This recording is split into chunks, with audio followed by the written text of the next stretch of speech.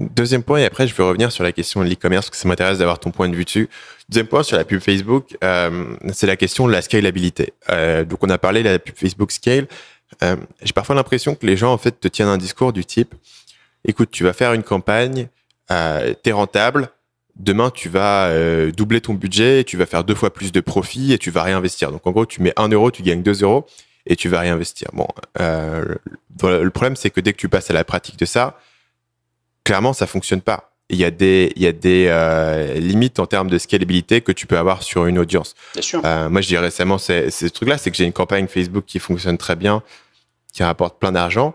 Mais grosso modo, pour expliquer clairement aux gens ce qui se passe, dès que je vais pousser le budget trop pour toucher plus de monde, essentiellement, je vais toucher à peu près un peu plus de personnes, mais je vais payer beaucoup plus cher. Donc, il y a une explosion des coûts dès que je sors un petit peu de cette audience-là.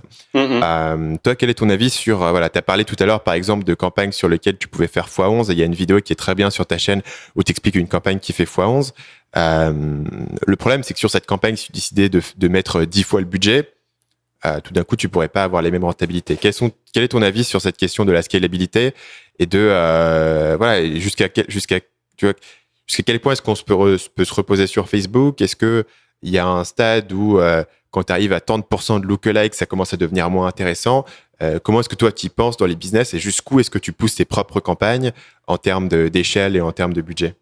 Alors, pour tout te dire, moi je préfère multiplier les campagnes et des campagnes qui sont pérennes plutôt que d'en avoir une grosse qui s'éteint du jour au lendemain. Après, j'y reviendrai, mais pour répondre, parce que tu as posé plein de questions à la fois dans le truc, donc je vais essayer de pas les oublier.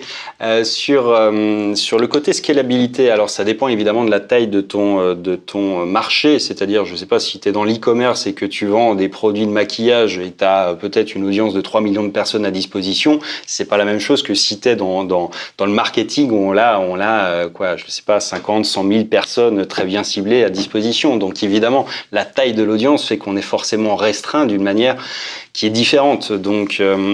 Donc oui, si tu pars de ce principe-là, on n'a pas un volant qui est aussi énorme que ça. Alors après, effectivement, en e-commerce, c'est à mon sens moins vrai malgré tout, mais parce qu'ils ont la capacité à pouvoir reproposer des produits différents, donc à faire de nouvelles campagnes en permanence. C'est un peu ça qui compte aussi. Moi, j'ai un peu aussi cette capacité à le faire parce que je sors beaucoup de produits. Donc du coup, dès que j'en ai un qui sort un peu de mes stats, je le passe en pub parce que je sais qu'il va être rentable très facilement. Donc j'utilise ces stratégies là effectivement plutôt d'une manière séquentielle et je vais essayer de garder le plus longtemps possible mes campagnes sans forcément aller très loin dans les budgets. 1 x 10 c'est déjà très bien et même 1 x 3 ça serait déjà très bien quoi. En réalité, on va pas se mentir, si on pouvait faire x 10 tout le temps, ça serait merveilleux.